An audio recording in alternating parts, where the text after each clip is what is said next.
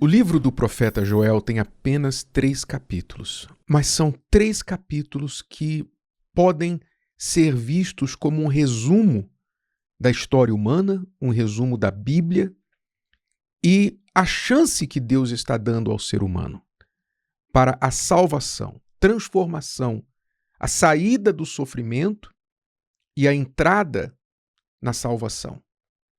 Os 3 capítulos são exatamente divididos entre passado, presente e futuro.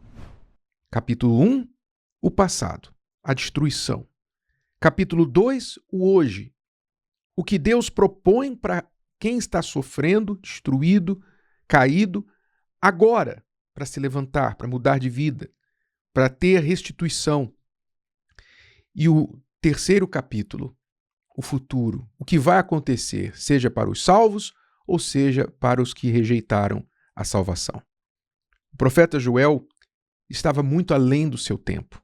O que ele falava não era apenas sobre o que acontecia na sua época, na época do povo de Israel, da nação, nos seus contemporâneos, mas sobre os dias de hoje. É tão forte que no dia de Pentecostes, o apóstolo Pedro citou a profecia do profeta Joel, que havia profetizado que o Espírito Santo seria derramado sobre toda a carne. Profecia que começou a se cumprir no dia de Pentecostes e ainda está em cumprimento até hoje. Hoje nós estamos vivendo no capítulo 2 de Joel. Sim, entre o capítulo 1 e capítulo 2. E em breve essa história se desfechará. Portanto, quem tem juízo, presta atenção.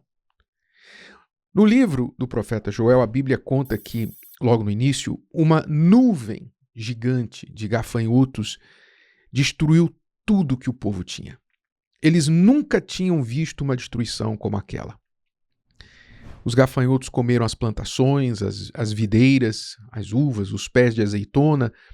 A fome e a pobreza foram tão grandes que faltou até o básico para casa e também para levar à casa de Deus, para ofertar na casa do Senhor, no templo, naquela época. Mas aquela tragédia, o profeta expõe, não aconteceu por acaso.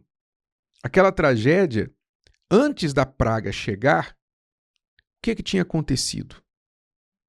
O povo tinha se afastado de Deus. O povo tinha dado as costas para Deus, endurecido o seu coração, voltado o coração contrário de Deus, para si mesmos.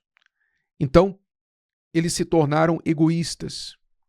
E o povo começava a festejar, haviam bêbados em toda a nação, e curioso é que o texto sagrado fala que faltava o vinho, faltava a oferta de libação no altar do Senhor no templo, mas os homens e mulheres na nação toda estavam bêbados.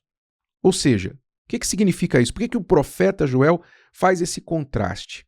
Ele diz lá no versículo 9 do primeiro capítulo: a oferta de alimentos e a libação foram cortadas da casa do Senhor. Mas, anteriormente, ele falou bêbados. Quer dizer, ele falava que o vinho estava abundando na boca dos bêbados, mas no altar do Senhor havia sido cortado. Por quê? Porque os seus contemporâneos, as pessoas da época de Joel, tinham se tornado altamente egoístas, voltadas para si, para os seus próprios prazeres. Então, o que elas faziam? Propositalmente, deliberadamente, em vez de devolver a Deus aquilo que era dele, de agradecer, reconhecer o que Deus havia feito e sido por eles, eles tomavam o vinho, cortavam o vinho do altar, a oferta de libação, que era uma oferta líquida.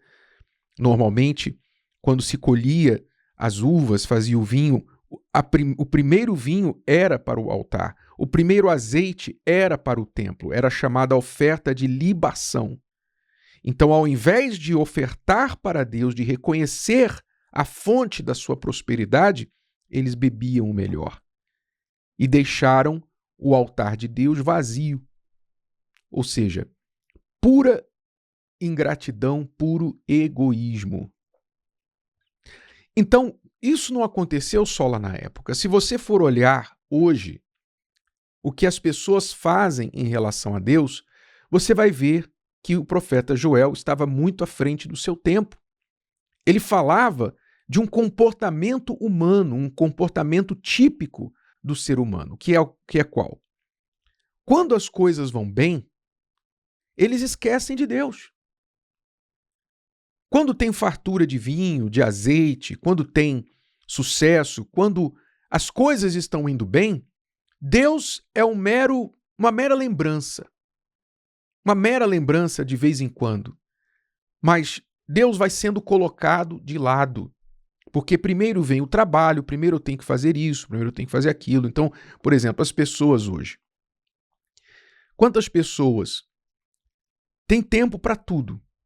Tem tempo para assistir o futebol delas, tem tempo para ir no shopping, para estudar, para assistir as séries, maratonar até de madrugada as séries delas, para ficar no celular várias horas por dia, curtindo, trocando mensagens, deslizando o dedo em telas, redes sociais, mas não tem um minuto para orar. Não tem um minuto para falar com Deus. Quantas pessoas têm tempo para si? Fazem tempo, criam tempo, não vê distância, não vê dificuldade, não vê hora, não vê esforço, não vê custo, nada disso. Para elas, para viajar, para visitar os amigos, para ir numa festa, para ir num show, para fazer alguma coisa. Não tem hora, não tem lugar, não tem preço, não tem custo, não tem distância, não tem frio, não tem calor, não tem noite, não tem dia, tem nada. Para elas, se é para elas, elas fazem. Para os amigos, para os familiares, elas fazem. Para Deus, para ir à igreja, estou ocupado, hoje está chovendo, estou cansado, tenho que fazer isso primeiro, domingo eu vou, de manhã não dá, à tarde eu vou e nunca vem. Deus vai ficando de lado. A Bíblia vai pegando poeira na cabeceira. Por quê? Porque as pessoas também vão bebendo o vinho para elas, vão consumindo o vinho, que é um dos piores pecados que uma pessoa pode cometer. Não estou falando de beber o vinho literalmente, eu estou falando do pecado da ingratidão, o pecado do egoísmo, que é o pecado gerador de vários outros pecados. A pessoa pensa só nela, nos próprios prazeres, ela quer sentir o prazer, ela quer desfrutar, como os bêbados queriam um vinho melhor. Sabe como é? Quem bebe um gole quer 2, quer 3, quer 5. Então, a pessoa fica buscando sempre um prazer maior.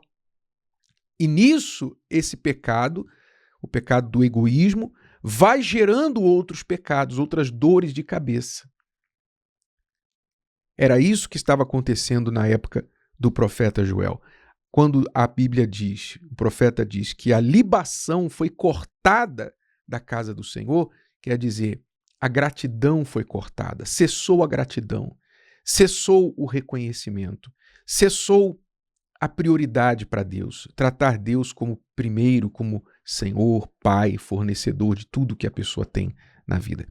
Esse é o grande problema. E só quem já sofreu uma punhalada de ingratidão sabe o que é.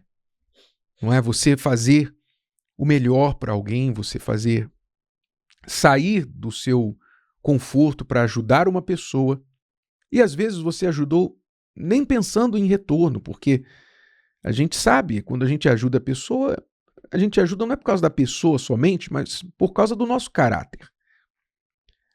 Ainda que a pessoa não tenha como nos recompensar, mas o que é que se espera? Se espera o mínimo de decência, que a pessoa tenha reconhecimento e gratidão. Não é? O pai faz pelo filho, a mãe faz pelo filho, se esforça, faz os sacrifícios para que o filho tenha o melhor, não sofra como ele sofreu, o pai e a mãe sofreu lá atrás. O que o pai e a mãe espera do filho? No mínimo, o reconhecimento. Poxa, meu filho... o filho pensar assim, poxa, meu pai fez por mim, meu pai ficou sem para que eu tivesse, minha mãe fez o melhor que ela pôde por mim, etc, etc. Meu pai e minha mãe não são perfeitos, mas eu reconheço tudo que eles fizeram por mim. Quer dizer, há uma gratidão, um reconhecimento. Mas o ser humano cortou a libação do altar do Senhor. Então, manifestou a ingratidão. Qual foi o resultado da ingratidão? Destruição. O egoísmo atrai a destruição. O ser humano não desperta para o fato de que a sua busca desenfreada por prazer o leva à dor.